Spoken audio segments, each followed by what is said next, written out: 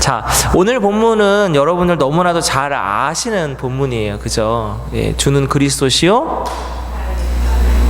제가 이렇게 앞에 딱 전주 딱 하면 뒤에 딱 나와야죠. 자, 주는 그리스도시요. 예, 아들이십니다. 예, 이 고백, 그러니까 이게 베드로의 신앙 고백입니다. 일명 아주 중요하고요. 그다음에 오늘 본문이 이제 교회적으로는 이 교회의 세워짐의 기초에 대한 말씀이면서 또 하나는 좀 부끄러운 얘기도 오늘 좀 꺼낼 건데, 이 본문 때문에 엄청난 이 교회사적인 오류도 있었어요. 예, 정말 씻을 수 없는 오류입니다. 그것도 오늘 제가 말씀드리면서 함께 은혜를 나누기를 원합니다. 자, 먼저 오늘 본문은 베드로가 예수님께 고백하는 장면입니다. 근데 그 시작이 무엇이냐면 예수님이 먼저 질문하시는 걸로 시작을 해요. 사람들이 인자를 나를 누구라고 하냐, 이렇게 질문하시는 겁니다. 자, 이건 무슨 질문일까요? 의도성이 있는 질문입니다. 몰라서 하시는 질문이 아니라 예수님이 이렇게 제자들에게 질문을 던지고 그 다음에 거기에 대해서 제자들이 답을 하면 거기다가 본인이 하시고자 싶으신, 그러니까 전하고자 싶으신 것을 말씀하고 싶은 일종의 선질문입니다. 그러니까 제자들이 뭐라고 하냐면 오늘 본문 보니까 세례 요한이라는 사람도 있고 엘리야라는 사람도 있고 어떤 이는 예레미야라는 사람도 있고 어떤 사람은 선지 중에 하나라고 얘기합니다. 이렇게 얘기를 했습니다. 세례 요한 맞습니다. 그 당시에 회개의 메시지를 세례 요한이 선포했습니다. 근데 예수님께서 이 땅에 오셔서 회개의 메시지를 선포하셨거든요. 그러니까 세례 요한 같다는 말도 틀리지 않습니다. 어떤 사람은 엘리야라고 생각을 합니다. 맞습니다. 엘리야는 그 큰 권능으로 엄청난 이적과 기사를 행했습니다. 예수님이 바로 그 이적과 기사를 행하신 주인공이시니까 엘리야가 맞습니다. 어떤 사람은 예레미야라고 합니다. 예레미야는 특별히 어떠한 선지자냐면 눈물의 선지자입니다. 특별히 이게 다른 거짓 선지자, 다른 종교 지도자들로부터 핍박을 많이 받았던 선지자 중에 한 명입니다. 예수님이 그때 당시에 바로 그런 모습이었습니다. 종교 지도자들, 특별히 이 바리새인들이나 거짓된 그 유대 지도자들에게 공격을 많이 받았지 않습니까? 그 예레미야도 맞습니다. 또 그 밖에 선지자와 같습니다 했습니다. 그 당시에 메시아라는 것은 그리스도, 그러니까 하나님의 아들이라는 의미가 아니라 바로 이러한 그 시대를 깨우쳐 주기 위해 하나님이 이 땅에 보내신 선지자를 말하는 것입니다. 그렇기 때문에 이때까지만 해도 베드로가 신앙 고백을 하기 전 이때까지만 해도 12명의 제자도 마찬가지고 그에 비롯한 모든 예수님을 따르는 사람들도 마찬가지로 예수님을 뭘로 알았냐면 살아계신 하나님의 아들이 아니라 그냥 메시야로 알았습니다. 구원자입니다. 어떤 구원자입니까? 그 당시에 우리가 예전부터 핍박받고 어려움 당했을 때 기도하면 하나님이 보내주셨던 그러한 지도자, 모세와 같은 지도자, 아니면 다윗 같은 왕, 아니면 여러 선지자 중에 한 명 같은 분, 그게 예수님이라는 것입니다. 틀리지는 않으나 가장 중요한 알맹이가 빠져있는 답이죠. 바로 그때에 우리의 멋진 베드로가 등장을 합니다. 그러면서 아닙니다 이러면서 딱 주는 그리스도시요 살아계신 하나님의 아들입니다 이렇게 아마 저보다 더 멋지고 굵은 목소리로 대답했을 것 같아요. 그러자 예수님이 웬일로 칭찬을 하십니다. 뭐라고 합니까? 예수께서 대답해 이르시되 바요나 시몬아 내가 복이 있도다. 그런데 이를 너에게 알게 한 건 누가 아니고 혈육이 아니고 사람이 아니고 무엇이냐면 하늘에 계신데 아버지시니라 이렇게 되어 있습니다. 저는 이 본문 말씀을 보면서 근데 너무나도 은혜가 되는 게 있었습니다. 하나님이 저에게 주시는 감사 무엇이냐? 12명의 제자 중에 베드로가 이 대답을 했습니다. 유일하게. 근데 그것조차도 하나님이 하게 하셨기 때문에 했다라는 것이죠. 근데 여러분 좀 전에 제가 주는 그리스도시요 했더니 여러분이 뭐라고 했습니까? 살아계신 하나님의 아들이십니다. 12명의 제자 중에 11명은 아예 대답도 못했고요. 베드로는 그나마 하나님이 알려주셔서 하나님을 통해서 간신히 한 대답인데 지금 저와 여러분은 어떻게 하고 있습니까? 너무나도 아무렇지도 않게 자연스럽게 고백하고 있습니다. 자, 그런 의미에서 우리 16절 말씀을 다시 한번 고백하면서 같이 읽겠습니다. 자, 같이 한번 고백합니다. 시작. 시몬 베드로가 대답하여 이르되 주는 그리스도시요 살아계신 하나님의 아들이시니이다. 아멘. 감흥이 없으시죠? 별로. 엄청난 고백입니다. 감히 예수님을 하나님의 아들이라고 인정하며 고백하는 거예요. 이 고백 때문에 수많은 사람들이 창에 찔려 죽었고 톱에 썰려 죽었고 불에 타서 죽었습니다. 이 고백 때문에 검투사의 칼에 죽었어요. 사자의 밥이 됐습니다. 이 고백 때문에요. 근데 우리는 어떻습니까? 너무 자연스럽게 하고 있잖아요. 하나님이 알려주신 게 아닌데. 너무 감사가 되는 겁니다. 저는 그 반성이 됐어요. 그동안에 저도 이 구절을 너무나도 자연스럽게 아무렇지도 않게 너무나도 감흥 없이 감동 없이 감격 없이 그렇게 내가 고백하고 있었구나. 마치 성경의 하나의 그냥 암송 구절 정도로밖에 생각하지 못했구나. 여러분, 이 성경 구절이 단순히 성경 암송 구절로 유명한 구절이 아니라 정말 목숨 바쳐가면서 그 예수 그리스도를 구주로 영접하고 외쳤던 그 믿음의 사람들을 생각하면서 드려지는 진실된 그러한 고백의 성경 구절이 되기를 축복합니다. 네. 바로 그러한 고백 이외에 하나님께서 우리에게 또 다른 축복을 주셨습니다. 그것은 바로 18절 말씀입니다. 내가 내게, 그러니까 예수님이 베드로에게 이릅니다. 이제 베드로 너에게 이 반석 위에 교회를 세우는데 음부의 권세가 절대로 이기지 못한다라는 것입니다. 자, 지금부터 아까 서두에 말씀드린 교회사적으로 아주 창피하고 정말 미안하고 죄송스럽고 차마 숨기고 싶은 오류를 하나 말씀드리려고 합니다. 로마 카톨릭 시대에 이 성경 구절을 갖고 아주 어마어마한 죄를 범했습니다. 베드로의 뒤를 잇는 게 교황이라고 그렇게 해서요. 교황이 살아있는 일종의 예수님으로부터 권한을 부여받은 이 베드로와 같은 존재. 그러니까 19절에 보면 천국 열쇠를 내가 준다고 하니까 천국 열쇠. 그래서 베드로의 뒤를 잇는 것이 교황이고, 그래서 지금도 교황이 하는 말이 곧 법이 됩니다. 그리고 그것을 통해서 어떠한 일이 벌어졌느냐? 중세 카톨릭 시대에 면죄부 판매가 이루어지기 시작했습니다. 아시는 분은 아실 겁니다. 이 면죄부 판매가 무엇이냐? 더 많은 돈을 갖고 더 많은 부유함을 누리기 위해서 면죄부라는 것을 사람들에게 판매하기 시작한 겁니다. 그 면죄부의 내용은 이렇습니다. 지금 예를 들어서 너의 가족 중에 누가 죽었어요. 근데 헌금을 낸 만큼 면죄부가 이루어져서 아직 하나님 앞에 심판대에 가기 전에 연옥이라는 그러니까 대기 장소가 있다는 거예요. 거기서 대기하고 있는데 네가 이 연보통에 돈을 땡그랑 넣으면 그 순간에 이 연옥에 있는 그 죽은 가족이 사람이 천국으로 간다는 거예요. 지금 제가 이상한 얘기하는 것 같죠? 안 믿겨지시죠? 근데 이게 그 당시에는 이게 믿어졌단 말입니다. 그래서 수많은 사람들이 죽은 자신의 가족들이 지옥 안 가고 천국 가게 해달라고 그 면죄부를 샀어요. 돈을 주고.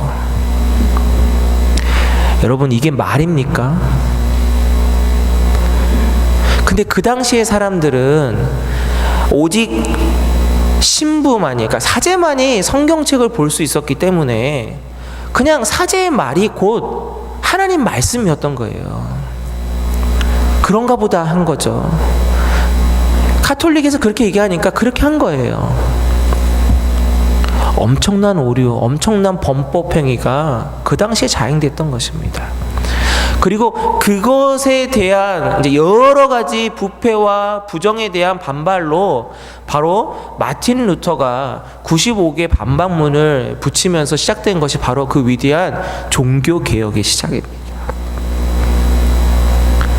이 성경 구절을 갖고 그렇게 얼토당토하게 했기 때문에 정말 하나님 앞에 고개 들 수 없는 엄청난 범죄함이 이루어졌다는 것입니다. 이 성경 구절 때문에요.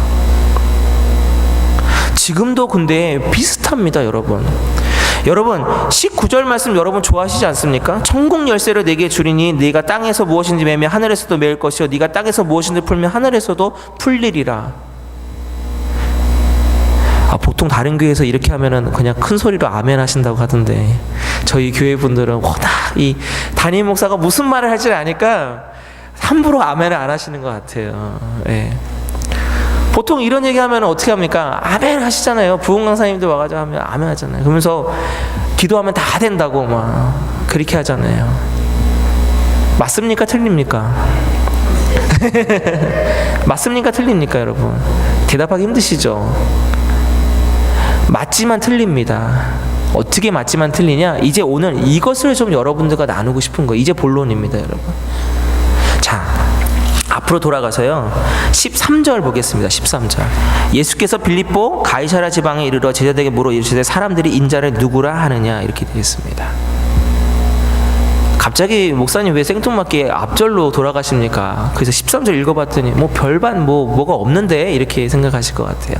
13절 앞부분에 답이 있습니다. 빌립보 가이사랴 지방.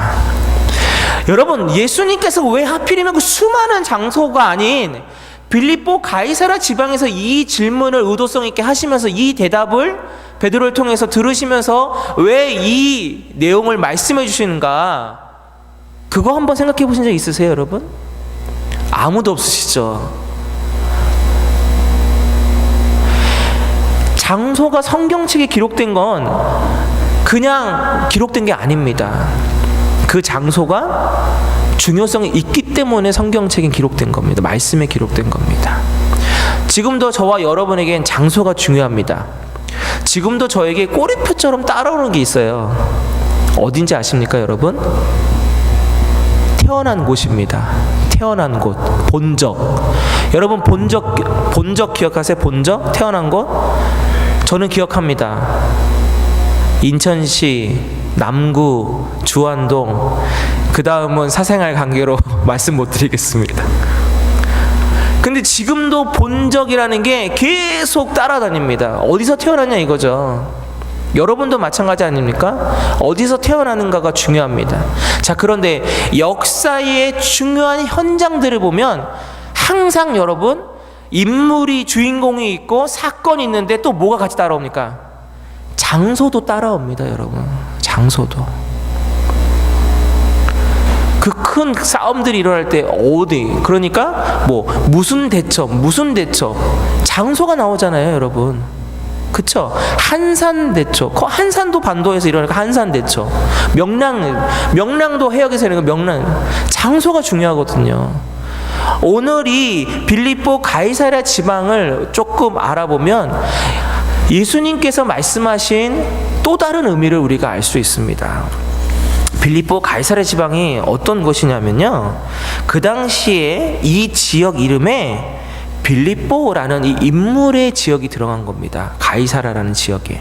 자, 그 당시 헤롯 땅의 아들인 헤롯 빌립, 이 빌립보가 바로 그 빌립입니다. 헤롯 땅의 아들 빌립이 헬모산 기슭의 작은 마을에 거대 도시를 만들었습니다.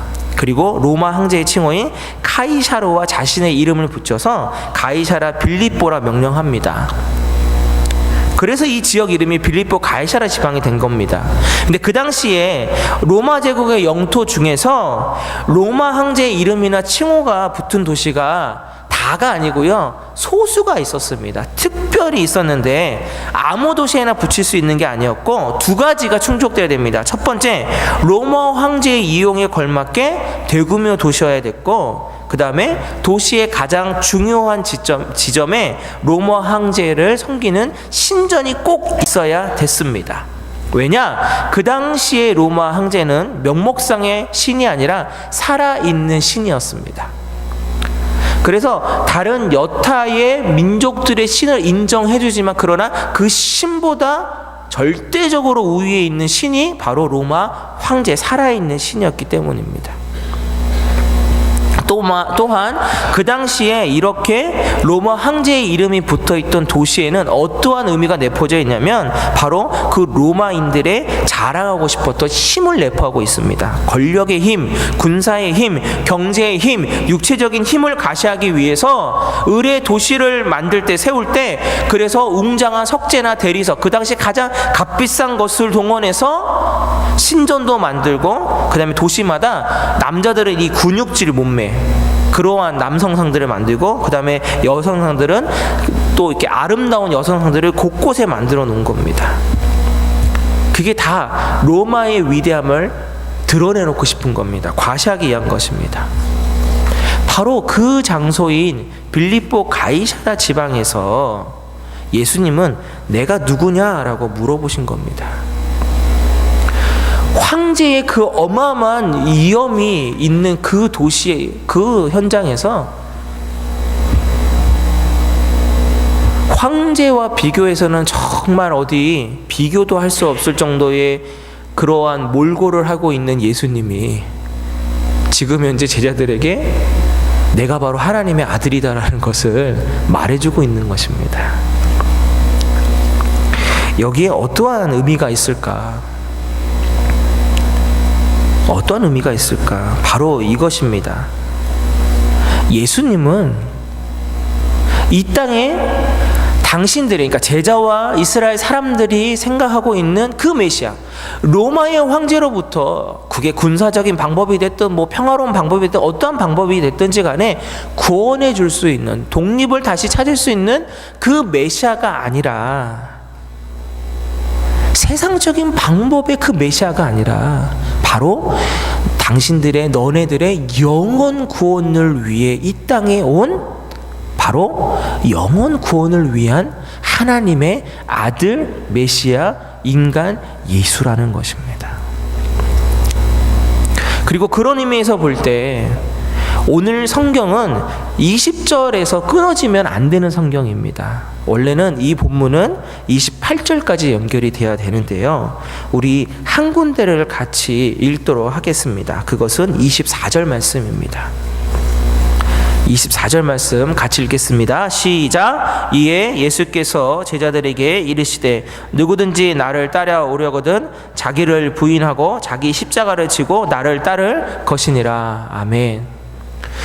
자, 이게 어떻게 된 거냐면, 베드로가 그렇게 위대한 고백을 하고 나니까 예수님이 뭐라고 하시냐면, 근데 내가 십자가에 죽는다, 많은 고난을 당하고 죽임을 당하고 3일 후에 살아날 것을 제자들에게 말씀해 주세요.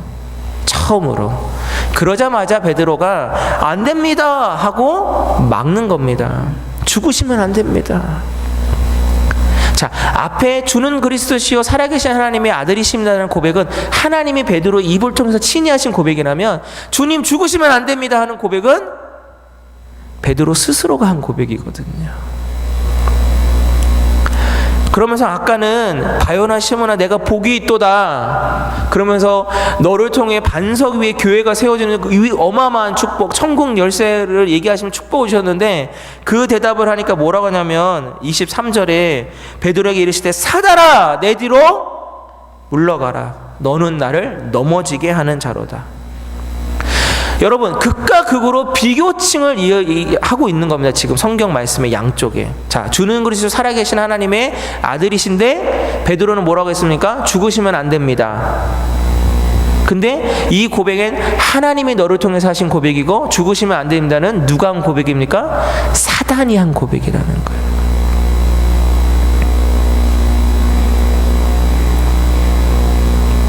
이 절대적인 진리를 우리가 알고서 이 본문을 보면, 그래서 예전 로마 카톨릭이 했던 그것이 얼마나 잘못된 것인지, 또한 지금 어떻게 보면 앞뒤 맥락 다 자르고 설명 아무것도 없이 천국 열쇠를 내게 주니까 땅에서 매면 하늘에서 매고 땅에서 풀리면 하늘에서 풀립니다, 할렐루야 하면서 무조건 당신의 삶이 풀립니다, 아멘. 이건 전혀 엄청난 다른 해석으로 밖에 생각할 수 없다라는 것입니다. 결국 이 천국 열쇠의 뜻이 무엇일까? 저는 그것을 고민했습니다. 그렇다면 이 천국 열쇠는 무엇일까? 이것이 정답일 수는 없겠습니다. 그러나 제가 내린 결론은 이것입니다. 우리가 예수 그리스도를 살아계신 하나님의 아들입니다 라고 고백하는 그 순간에 예수님은 나는 죽을 수밖에 없고 3일 만에 부활할 것이라고 하는 그 얘기를 하시면서 영적인 구원에 대한 메시지를 주셨습니다. 그리고 그 영적인 구원에 대한 메시지 때문에 그 교회 사이에 엄청난 많은 사람들이 순교의 피를 흘렸습니다. 그러면 결국 이 천국의 열쇠는 우리가 어떠한 의식주에 대한 먹고 누리고 돈 많이 벌고 하는 그 천국의 열쇠가 아니라 결국 그 어떤 환경 속에서도 천국 열쇠 되시는 예수 그리스도에게 답이 있지 않을까라는 것입니다. 요한복음 14장 13절 14절 말씀을 같이 읽어보겠습니다. 요한복음 14장 13절 14절입니다. 시작. 너희가 내 이름으로 무엇을 구하든지 내가 행하리니 이는 아버지로 하여금 아들로 말미암아 영광을 받으시게 하려 함이라. 내 이름으로 무엇이든지 내게 구하면 내가 행하리라. 아멘. 그래서 우리가 기도하고 꼭 마지막에 뭐가 들어갑니까? 예수님의 이름으로 기도합니다. 아멘이 들어가는 겁니다.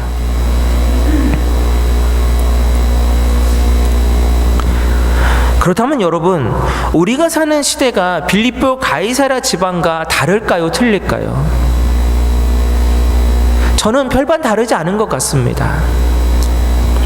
그 엄청난 로마의 황제의 위엄을 자랑하려고 하고 그 권력의 힘, 군사의 힘, 그것을 나타내려고 했던 그 지역, 빌립보 가이사랴라는 그 지역이나 지금 우리가 살고 있는 이 시대, 어떻게 보면 권력을 쫓아가는 사람들이 최고고 돈 많은 사람들이 최고고 우리가 생각하는 세상의 그 어떠한 방법으로 사람들 위해 군림하고 1등이 최고라고 하는 그러한 시대가 과연 무엇이 다를까라는 것이죠.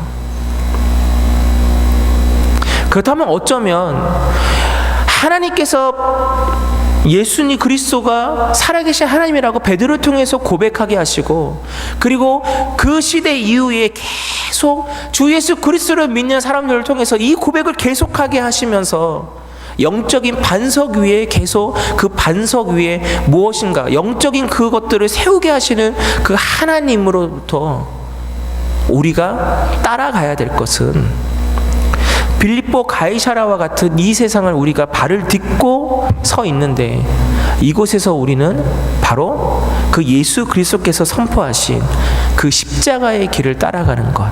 그러나 그것이 결코 실패의 길이나 죽음의 길이 아니라 그 길 가운데서도 예수 그리스도를 믿는 믿음과 그 이름으로 구하는 그 기도의 능력을 믿고 갖고 따르고 행하는 우리들에게 주시는 그 열쇠가 바로 이 천국 열쇠가 아닐까 하는 것입니다. 너무나도 감사한 것은 저와 여러분에겐 이 천국 열쇠를 벌써 주셨다라는 것입니다. 우리가 예수 그리스도를 구주로 영접하는 그 순간 그 천국 열쇠는 바로 우리에게 주셨습니다. 땅에서도 매이면 하늘에서도 매이고 땅에서도 풀리면 하늘에서도 풀립니다. 우리가 땅에서 사단으로부터 공격받고 고통당하면 하늘에서도 하나님은 그 모든 것들과 함께하고 계십니다. 우리가 땅에서 잘 되면 하나님은 하늘에서 그 모든 것들을 함께 기뻐하십니다. 이것이 바로 천국 열쇠의 비밀이 아닐까 하는 것입니다. 그래서 우리의 삶에 항상 좋은 것, 그러니까 세상의 기준에서 좋은 것만을 추구하며 나아가지만 우리의 인생이 이 땅에서 그렇지 못한 이유가 바로 여기에 있지 않을까. 그러나 그럼에도 불구하고 믿는 우리들이 쓰러지지 않아야 될 이유, 믿는 우리들이 결코 나약해지지 말아야 될 이유는 바로 예수 그리스도께서 친히 내 이름으로 구할 수 있는 그 권세와 그 능력을 바로 저와 여러분에게 주셔서 쓰러질 그런 환경 속에서도 쓰러지지 않게 하시는, 죽음의 그 환경 속에서도 결코 우리의 영혼만큼은 죽지 않도록 해주시는 그 은혜와 영광이 바로 이 예수 그리스도의 이름, 주는 그리스도시요 살아계신 하나님의 아들이십니다 라고 하는 그 베드로의 신앙 고백 안에 들어있는 그 은혜가 저와 여러분에게 지금도 있기 때문입니다. 그러니 사랑하는 성도 여러분, 예수 그리스도의 이름의 능력을 믿고 사용하시는 저와 여러분 되시기를 원합니다. 바로 예수 그리스도의 이름이 천국 열쇠이고 그 천국 열쇠를 통해서 오늘 저와 여러분이 승리할 줄로 믿습니다.